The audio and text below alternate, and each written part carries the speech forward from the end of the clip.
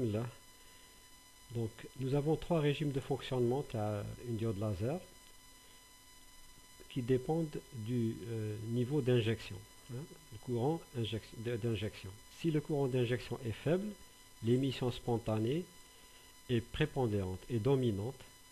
L'émission stimulée est négligeable. Donc la diode laser, elle fonctionne comme une diode, comme une LED, comme une diode luminescente, c'est tout, électroluminescente. Donc, dans le cas d'une injection moyenne, d'accord, l'émission stimulée domine l'émission spontanée, les pertes sont supérieures au gain du milieu. La diode laser est super luminescente. C'est comme une LED qui émet une lumière plus intense. Enfin, dans le cas d'une injection très forte, d'accord, alors à ce moment-là, nous avons le régime d'oscillation laser. Le gain supérieur aux pertes, a l'effet laser. Deuxième partie, tu as le diapo. Le nombre de photons créés par seconde dans la zone active est proportionnel au courant injecté. Ça a déjà lu la phrase, tout simplement. Lorsque le gain est supérieur aux pertes, nous avons donc le nombre d'électrons injectés supérieur à un certain seuil. Donc la valeur du gain correspond à un courant seuil. Donc c'est comme c'est écrit directement. D'accord.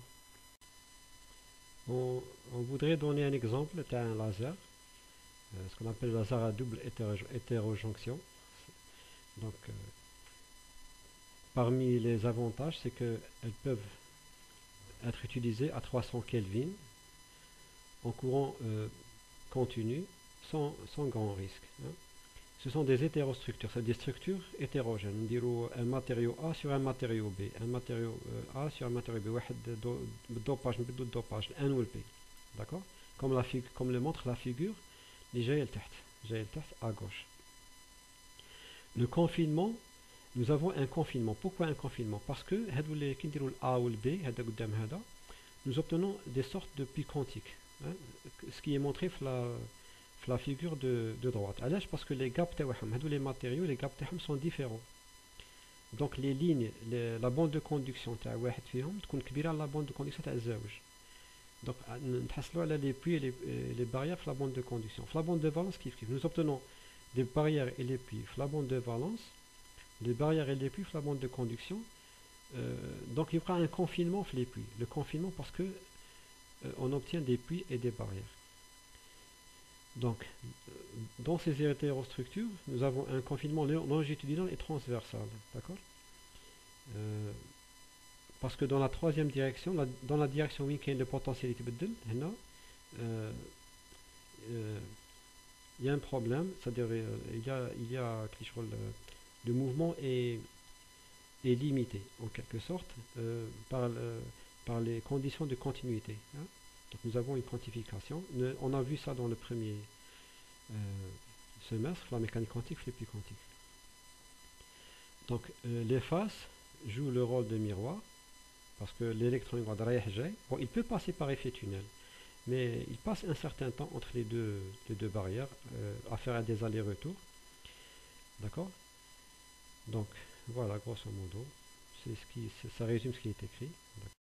Un autre exemple, celui du laser VCSEL. Donc, ce que veut dire cet acronyme, c'est écrit en haut. Donc, vous voyez comment c'est fabriqué. Nous avons toujours des métaux de contact en haut et en bas, un substrat. La même chose dans le laser qu'on a vu tout à l'heure. Nous avons des réflecteurs de Bragg, واحد P, واحد N. وفي الوسط كاين un puits quantique. Donc c'est le même système اللي شفناه في la zone active عندنا un puits quantique. Donc les avantages qu'il présente sont écrits. Donc je peux les lire si vous voulez. Connexion plus simple avec les fibres optiques. Donc les fibres optiques on a besoin. Le coût réduit. On peut faire plusieurs diodes, un seul substrat. La divergence, les faisceaux qui يخرجوا mais divergent بزاف, ils sont très directionnels. وكان عندنا confinement des électrons et des photons électroniques et optiques. On va étudier quelques caractéristiques de la diode laser. Donc nous avons la première caractéristique, donc je l'ai écrite en bleu, le gain au seuil. Donc le gain au seuil, s'exprime par la formule qui est donnée devant vous. Hein. G de lambda égale 1 sur gamma, lambda alpha p, lambda plus 1 sur 2L log 1. Elle dit la formule, on l'a vu tout à l'heure, la condition d'oscillation. Gamma, c'est le facteur de confinement des porteurs. Donc, le gamma, ما كانش كاين في la formule اللي شفناها في la condition d'oscillation, ما كانش كاين. Donc, puisqu'on utilise des lasers في le confinement, etc., donc le calcul devient plus difficile. هما لقاو une relation empirique, c'est-à-dire la relation la diode laser la plus simple qu'ils ont calculé avant. Ils reprennent Réhadik où ils divisent par gamma. Donc 1 sur gamma, le gamma, il varie selon la structure. Il y a une structure de pi quantique, c'est 0,01, ou la structure normale, c'est 0,2. D'accord? Donc c'est une formule empirique. Sinon, il faut faire des calculs plus exacts. On a besoin en physique d'avoir des formules générales comme ça. Donc la caractéristique puissance courant, elle est à droite. Donc nous avons donc la puissance émise, d'accord, P, en fonction du courant I de polarisation, comme vous voulez. Donc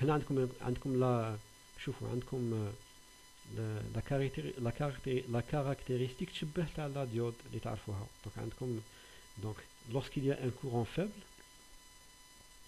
vous voyez la puissance elle est petite, d'accord. Donc j'ai écrit en bas, vous pouvez voir, l'inversion de population n'a pas encore lieu, mais la bande de conduction ما تعمرتش مليح les électrons, la bande de valence ما تعمرتش مليح les trous, d'accord. Donc et le P, c'est-à-dire la puissance est proportionnelle à I. On a donc pratiquement une droite. À partir d'un courant seuil, il y a l'inversion de population. Hein? Il y a un fonctionnement laser d'un seul coup.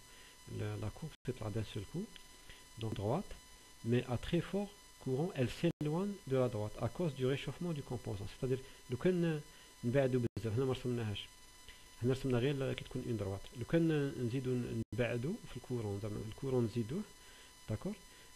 Donc il va y avoir échauffement et ce ne sera plus une droite, d'accord. Voilà. Donc on va définir maintenant ce qu'on appelle le rendement quantique différentiel externe à la diode laser. C'est tout simplement, c'est-à-dire il faut connaître, pour le calculer, il faut d'abord connaître la pente de la courbe P de I, la région de fonctionnement normal. D'accord. Donc je vous fais la courbe la diapositive l'ifet, الجهة تاع fonctionnement normal, ديروا la pente, ديروا delta P sur delta I. هاد la pente تلقاوها généralement من 100 حتى 200 milliwatts par ampère. Donc من بعد عادة on définit le rendement quantique différentiel externe. Donc شنديرو هذيك delta P sur delta I نضربوها في زوج fois 2 multiplier par E sur H nu. La formule هذه, bon, je vous ai pas montré Ninja, mais c'est tout simplement comme درنا في la LED, la sortie sur l'entrée. D'accord. Généralement c'est comme ça. Donc on donne une puissance électrique, d'accord. On a une puissance lumineuse, on fait le rapport. Donc la démonstration on la fait pas, c'est selon votre profil, c'est-à-dire on n'a pas besoin de tout démontrer. Donc le facteur 2 c'est dû à la présence de deux faces émettrices, deux miroirs, c'est-à-dire deux miroirs. Il peut sortir des deux côtés. Là, bien sûr, on va faire comme on a de telle sorte que tu un seul côté. Ça, le 2 c'est dû à la présence de deux faces émettrices. Donc, alors si on travaille avec les électronvolts, le E هذاك le petit E راح ولتحت بلاصة H nu نديرو EG, le gap en électronvolts. D'accord, c'est la deuxième formule.